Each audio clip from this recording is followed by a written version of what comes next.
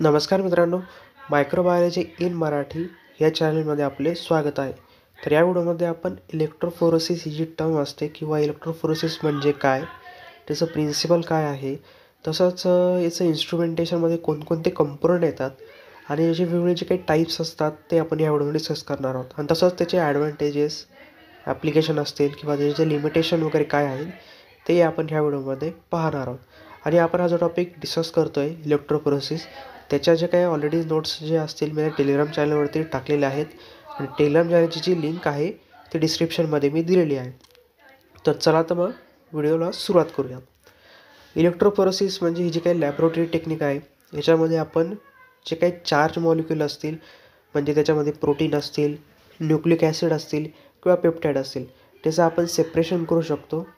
त्याच्या साईजनुसार, चार्जनुसार किंवा त्याचे शेप असतील किंवा जी त्याच्यावरती इलेक्ट्रिक फील्ड अप्लाय केली त्याच्यानुसार त्याचं सेपरेशन हे घडून येत असतं. आणि ह्या टेक्निकमध्ये जे काही चार्ज पार्टिकल आहे ते मीडियममध्ये मूव्ह करतात, म्हणजे जे की टिपिकली जेल असेल, लिक्विड असेल त्याच्यामध्ये मूव्ह करतात. त्यावेळेस आपण त्याला इलेक्ट्रिक फील्ड ज्यावेळेस इन्फ्लुएन्स करतो किंवा प्रोव्हाइड करतो त्यावेळेस. आणि इलेक्ट्रोफोरेसिस ही जी काही टेक्निक आहे ती मॉलिक्युलर बायोलॉजीमध्ये, बायोकेमिस्ट्रीमध्ये, क्लिनिकल लॅबोरेटरीज जे काही असतात किंवा जे काही प्रोटीन प्युरिफिकेशनसाठी किंवा DNA, RNA किंवा अजून जे काही बायोमॉलिक्यूल आहेत त्याचं ॲनालायझेशन करण्यासाठी आणि प्युरिफिकेशनसाठी इलेक्ट्रोफोरेसिस या टेक्निकचा वापर हा केला जातो. तर आता आपण त्याचं मेन जे काही प्रिन्सिपल आहे ते पाहूयात. तर सगळ्यात पहिलं प्रिन्सिपलमध्ये चार्ज येतं, म्हणजे जे काही मॉलिक्यूल असतील ते जर पॉझिटिव्ह चार्ज असेल त्याला आपण कॅटायन म्हणतो.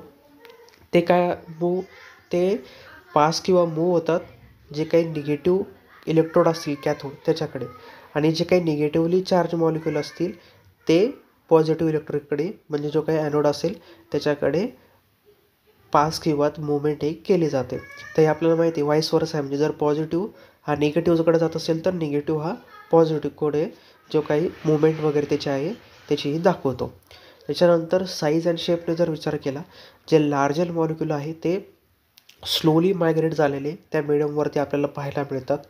जसंच जर आपण पाहिलं जे काही स्मॉलर मॉलिक्यूल आहे ते जास्त लवकर आपल्याला ट्रॅव्हल झालेले त्याच्यामध्ये पाहायला मिळतात. आणि जे काही मॉलिक्यूलचे जे शेप आहे ते इन्फ्लुएन्स करत असतं त्या मुवमेंटला, किंवा त्याचे जे इरेग्युलर जे मॉलिक्यूल आहे ते त्याच्यामुळे रेझिस्टन्स जास्त त्याच्यामध्ये फेस करावा लागतो. म्हणजे जर लार्जर मॉलिक्यूलचे जर आपल्याला या टेक्निकद्वारे सेपरेशन करायचं असेल तर त्याला वेळ हा जास्त लागतो आणि ते स्लोली मायग्रेट होतात, आणि स्मॉलर मॉलिक्यूल हे फास्टर मायग्रेट होतात. तर त्याच्यानंतर तिसरं मेन जे काही आहे मीडियम म्हणजे ज्या मीडियममधून जे काही मॉलिक्यूल असतील ते मायग्रेट होत आहे त्याला म्हटलं जातं मीडियम, जे की सेपरेशन करायला मदत करत असतं. कॉमन याच्यामध्ये आपण ॲगरोज किंवा पॉलिॲक्रिलामाइड जेल हे मेनली यूज करत असतो. आणि जी चौथं आहे इलेक्ट्रिक फील्ड स्ट्रेंथ, ज्यावेळेस आपण इलेक्ट्रिक फील्ड किंवा व्होल्टेज हे अप्लाय करतो त्याच्यानंतर त्याचं मायग्रेशन असेल ते होत असतं. आणि जे काही मॉलिक्यूलचं जे काही मॉलिक्यूलला हायर व्होल्टेज लागतं, काही मॉलिक्यूलला लो व्होल्टेज लागतं, त्याच्यानुसार जे काही इलेक्ट्रिक फील्ड स्ट्रेंथ आहे तो दिला गेल्यानंतर त्याची मॉलिक्यूलची जी मुवमेंट असते ती होत असते. आणि जर आपण हायर व्होल्टेज जर दिलं तर त्याच्यामुळे जे काही मोमेंटम आहे त्या मॉलिक्यूलचं ते इन्क्रीज होतं. हे मेन त्याचं प्रिन्सिपल आहे. म्हणजे सगळ्यात मेन म्हणजे काय, चार्ज म्हणजे पॉझिटिव्ह चार्ज हा निगेटिव्ह चार्जकडे अट्रॅक्ट होतो, निगेटिव्ह चार्ज हा पॉझिटिव्हकडे होतो. लार्जर मॉलिक्यूल हे स्लोली मायग्रेट होतात, स्मॉलर मॉलिक्यूल हे लवकर मायग्रेट होतात म्हणजे फास्टर मायग्रेट होतात. मीडियममध्ये आपण ॲगरोज किंवा पॉलिॲक्राइड अमाइल जेल हे सेपरेशन प्रोसेससाठी वापरतो. आणि ज्यावेळेस आपण इलेक्ट्रिक फील्ड ही जास्त प्रमाणामध्ये वापरली किंवा हाय व्होल्टेज त्याला दिलं तर त्याचा मोमेंट ऑफ मॉलिक्यूल आहे तो रेट आहे तो इन्क्रीज होतो. तर हे झालं त्याचं प्रिन्सिपल. आता आपण इलेक्ट्रोफोरेसिसचे वेगवेगळे टाईप्स पडतात ते आपण आता पाहूयात. तर पहिला जो टाईप आहे ॲगरोज जेल इलेक्ट्रोफोरेसिस, याचा मेनली न्यूक्लिक ॲसिड म्हणजे DNA आणि RNA सेपरेशनसाठी वापर हा केला जातो. त्याच्यामध्ये आपण मीडियम जे आहे ते ॲगरोज जेल वापरतात, जेणेकरून जे काही बायोमॉलिक्यूल असेल किंवा न्यूक्लिक ॲसिड असेल त्याचं सेपरेशन हे होऊ शकेल. प्रोसेस जर आपण पाहिली, एकदा जे काही DNA सॅम्पल असेल, RNA सॅम्पल असेल त्या वेलमध्ये ॲगरोज जेलमध्ये वेल पाडून म्हणजे ॲग्रो जेलचं प्रिपरेशन करून ते जेल त्या ट्रेमध्ये सॉलिडिफाय झाल्यानंतर त्याच्यामध्ये कोंबने वेल पाडायच्या आणि त्याच्यामध्ये नंतर जे काही DNA फ्रॅगमेंट असेल, सॅम्पल असेल ते त्याच्यामध्ये लोड करायचं. आणि ज्यावेळेस इलेक्ट्रिक फील्ड आपण त्याला इलेक्ट्रिक करंट अप्लाय करतो, जे काही निगेटिव्हली चार्ज जे काही DNA असतील ते पॉझिटिव्ह इलेक्ट्रोडकडे म्हणजे ॲनोडकडे जे काय असेल ते सेपरेशन होतं. आणि स्मॉलर फ्रॅगमेंट असेल म्हणजे DNA जे काही स्मॉलर फ्रॅगमेंट असतील, मगाशीच मी तुम्हाला सांगितलं जे फास्टर जे काही असेल त्याचं मायग्रेशन हे होत असतं. आणि याच्यामध्ये मेनली जर आपण पाहिलं साईजच्या बेसिसवरती याचं सेपरेशन होतं. म्हणजे ॲग्रो जेल इलेक्ट्रोफोरेसिस हे मेनली साईजवरती काम करतं. म्हणजे जसं त्याचं साईज असेल त्या मॉलिक्युलची, स्मॉलर फ्रॅगमेंट असतील ते फास्टर मूव्ह होणार आणि लार्जर मॉलिक्युल असतील ते स्लोली जे काही त्याचं मायग्रेशन हे होणार. त्याच्यानंतर व्हिज्युअलायझेशन जर आपण पाहिलं, जे काही DNA फ्रॅगमेंट असतील ते स्टेन करायचे DNA बाइंडिंग डायसोबत, म्हणजे इथेनियम ब्रोमाइड असेल किंवा SBR ग्रीन असेल.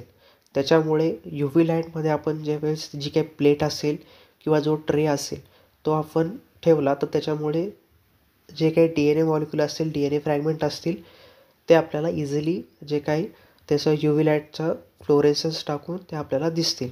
तर अशाद्वारे जे इलेक्ट्रिक जेल फोरेसिस आहे ते वर्क होत असतं.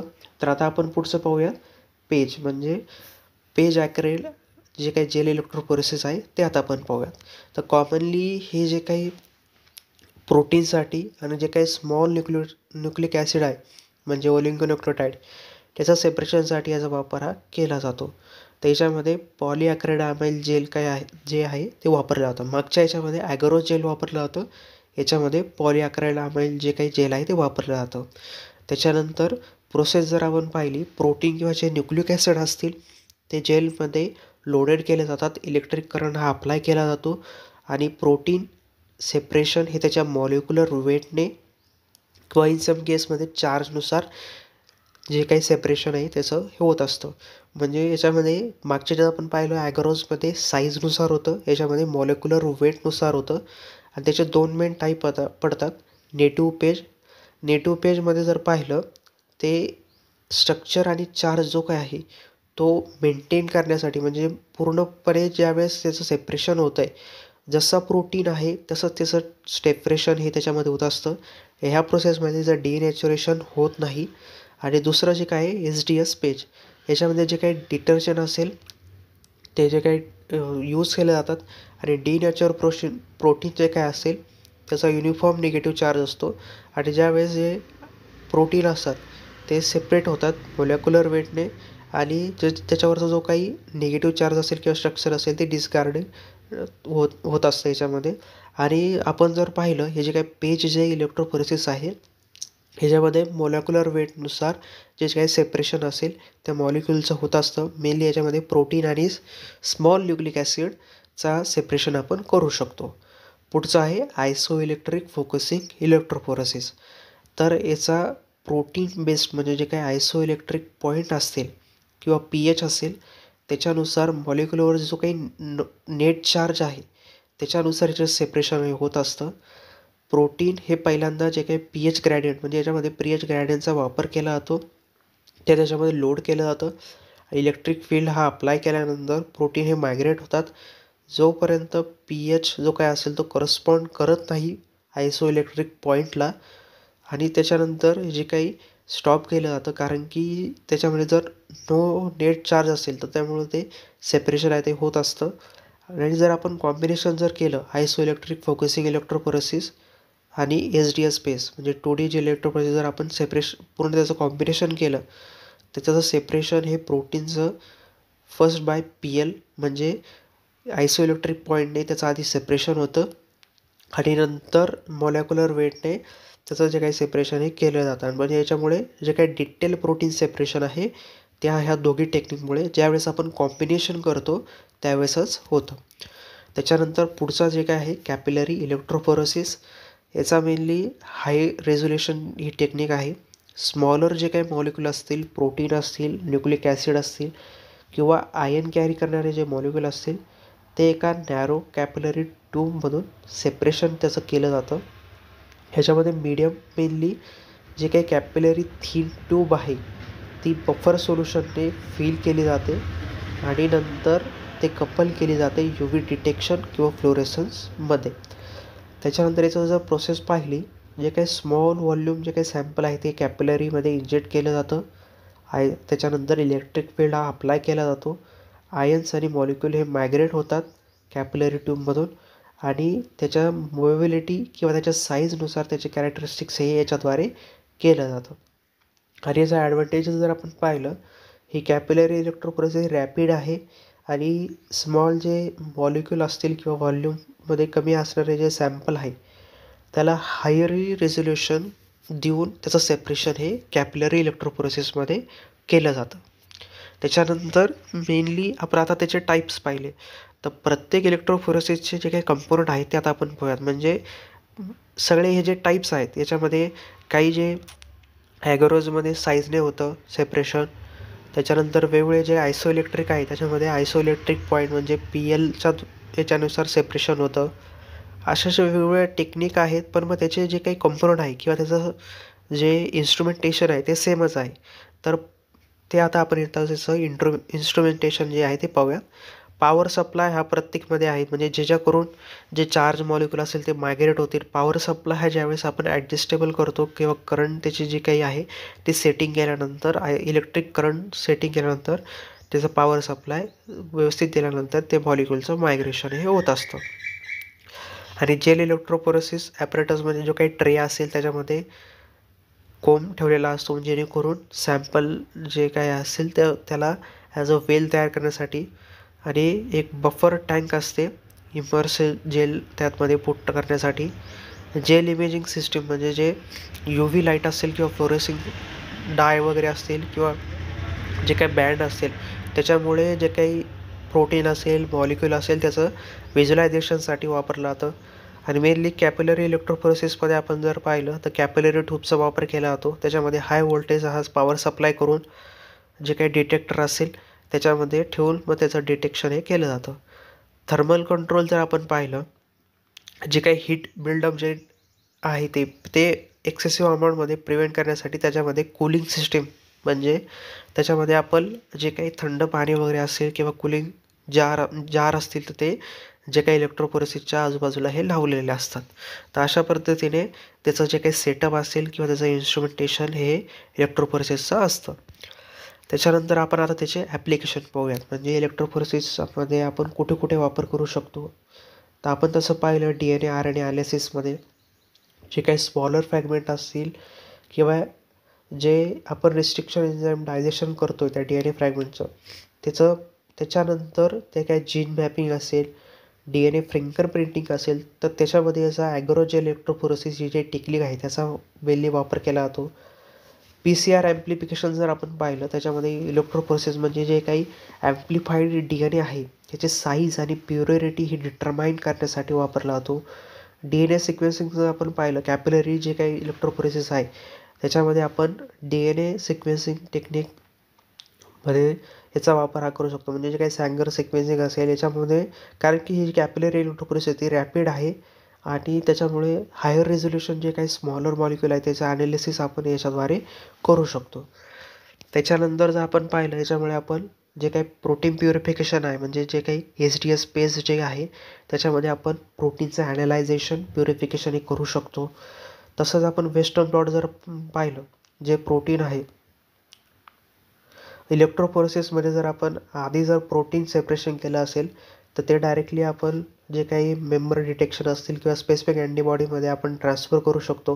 आणि त्याच्यामुळे ह्या टेक्निकमुळे जे काही प्रोटिओमिक्स असेल किंवा डायग्नोस्टिक जे काय असतील त्याच्यामध्ये आपण याचा वापर हा करू शकतो. किंवा जे आयसोइलेक्ट्रिक फोकसिंग जे इलेक्ट्रोफोरेसिस आहे आणि 2D जे इलेक्ट्रोफोरेसिस आहे याच्यामुळे प्रोटीन आयसोफॉर्म हे वेगवेगळे चार्ज किंवा मोलेक्युलर वेटमुळे त्याच्यात असतात, जे आयसोफॉर्म असेल प्रोटीनचे. तर रिसर्चरला ते सेपरेशन करण्यासाठी याचं दोघांचं कॉम्बिनेशन करून ते वापरून त्याचं सेपरेशन करतात. तसंच जर आपण पाहिलं क्लिनिकल डायग्नोसिसमध्ये जर पाहिलं वेगवेगळे जे काही हिमोग्लोबिन असेल, काही काही पेशंटला HB इलेक्ट्रोफोरेसिस ही जी काही टेस्ट आहे ती करायला सांगितली जाते, कारण की त्यांच्या बॉडीमध्ये वेगवेगळे हिमोग्लोबिन किंवा जे सिकल सेल ॲनिमिया असेल हे डायग्नोसिस करण्यासाठी मेनली HB इलेक्ट्रोफोरेसिस ही जी टेस्ट आहे ती करायला जे काही डॉक्टर आहे ते प्रिस्क्राईब करत असतात किंवा ॲडवाईस करत असतात. प्रोटीन डिसऑर्डर आपण जर पाहिलं, क्लिनिकल लॅबोरेटरीजमध्ये जर त्या पर्सनमध्ये ॲबनॉर्मल जर प्रोटीन हे प्रेझेंट असेल, ते डिटेक्ट करण्यासाठी इलेक्ट्रोफोरेसिसच्या मदतीने आपण ते डिटेक्ट करू शकतो. किंवा मेटाबॉलिक डिसऑर्डर असेल, एन्झाईम डिफिशियन्सीज असेल, ते सुद्धा आपण याच्याद्वारे डिटेक्ट किंवा आयडेंटिफाय करू शकतो. फॉरेन्सिक ॲप्लिकेशनमध्ये जर आपण पाहिलं, जे क्राईम लोकेशन असतं किंवा क्राईम सीन असतात त्याच्यावरती जे काही सॅम्पल असेल ते आयडेंटिफाय करण्यासाठी सुद्धा याचा वापर हा केला जातो. किंवा जे पॅटर्निटी जे काही टेस्टिंग असेल किंवा कम्पॅरिझन असेल ते करण्यासाठी सुद्धा याचा वापर हा करू शकतो आपण इलेक्ट्रोफोरेसिसचा. आणि आता इलेक्ट्रोफोरेसिस जे काही ॲडव्हान्टेजेस आहेत ते आपण आता पाहूयात. ही जी टेक्निक आहे ती हाय रेझोल्युशनद्वारे आपण त्या मॉलिक्युलचं सेपरेशन हे करत असतो. 2Dचे इलेक्ट्रोफोरेसिस आणि कॅपिलरी इलेक्ट्रोफोरेसिस स्पेशली जास्त प्रमाणामध्ये ह्या ज्या टेक्निक आहेत इलेक्ट्रोफोरेसिसच्या त्या हाय रेझोल्युशन सेपरेशनसाठी वापरल्या जातात. याची व्हर्सॅलिटी जर आपण पाहिली, वाईड रेंज ऑफ बायोमॉलिक्यूल हे सेपरेशन होत असतात. तसंच जर आपण पाहिलं, याचा आपण क्वालिटेटिव्ह आणि क्वांटिटेटिव्ह म्हणजे जे काही वेट आणि चार्ज असेल किंवा स्पेसिफिक मॉलिक्युलचं सेपरेशन आपल्याला करायचं असेल तर त्याचं आपण क्वांटिटी आणि क्वालिटीनुसार सुद्धा सेपरेशन हे करू शकतो. आणि ही जी टेक्निक आहे ते सिम्पल आणि इझिली ऑपरेट होणारी आणि मिनिमल जे काही इक्विपमेंट लागणारी ही जी काही टेक्निक आहे त्यामुळे याचा जास्त प्रमाणामध्ये वापर हा सेपरेशनसाठी केला जातो. आणि जर तसं आपण बघतो ज्यावेळेस ज्या टेक्निकचे जास्त प्रमाणामध्ये ॲडव्हान्टेजेस किंवा ॲप्लिकेशन असतात तसंच त्याचे लिमिटेशन पण असतात. तर लिमिटेशनमध्ये जर आपण पाहिलं, जे काही सॅम्पलचे जे साईज आहे म्हणजे आपण जर पाहिलं की मोठे जे सॅम्पल म्हणजे जे ट्रेस अमाऊंटमध्ये असणारे किंवा त्याचं काही वेळेस जे काही व्हिज्युलायझेशन सॅम्पलचं जर क्वांटिटी ही सफिशियंट असेल त्या इलेक्ट्रोफोरेसिसमध्ये तर त्याचं व्हिज्युलायझेशन हे होणार नाही. किंवा प्रोटीन ॲनालिसिस जर आपण पाहिलं आणि प्रोटीन सेपरेशनला करायचं असेल वेगवेगळे कॉम्प्लेक्स किंवा मिक्सचरमध्ये जर प्रोटीन आपण ह्या इलेक्ट्रोफोरेसिसमध्ये जर सेपरेशन करायचं म्हटलं तर ते टाईम कन्झ्युमिंग आणि कॉम्प्लेक्स होऊन जातं.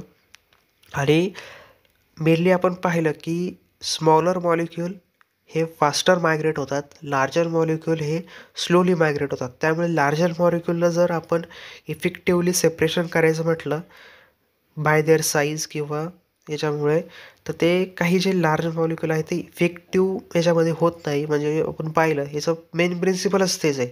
स्मॉलर मॉलिक्यूल जास्त लवकर फास्टर जे असेल त्याचं सेपरेशन होतं आणि लार्जर मॉलिक्यूलचं स्लोली मायग्रेशन होतं. त्यामुळे हे टाईम कन्झ्युमिंग पण आहे आणि इफेक्टिव्हली त्याचं सेपरेशन हे लार्जर मॉलिक्यूलचं होत नाही आणि हे सुटेबल नाही आहे लार्जर मॉलिक्यूलला. हे स्मॉलर जे मॉलिक्यूल असतील त्याला सेपरेशन करण्यासाठी हे मेनली सुटेबल किंवा उपयोगात येण्यासाठी ही जी टेक्निक आहे इलेक्ट्रोफोरेसिस ती वापरली जाते. तर या व्हिडिओमध्ये आपण इलेक्ट्रोफोरेसिस म्हणजे काय ते आपण इन डिटेल स्टडी केलं. जर तुम्हाला माझा व्हिडिओ हा इम्प्रूव्ह वाटला असेल नक्की या व्हिडिओला लाईक करा आणि चॅनल सबस्क्राईब करायला विसरू नका. चला भेटूया पुढच्या व्हिडिओमध्ये.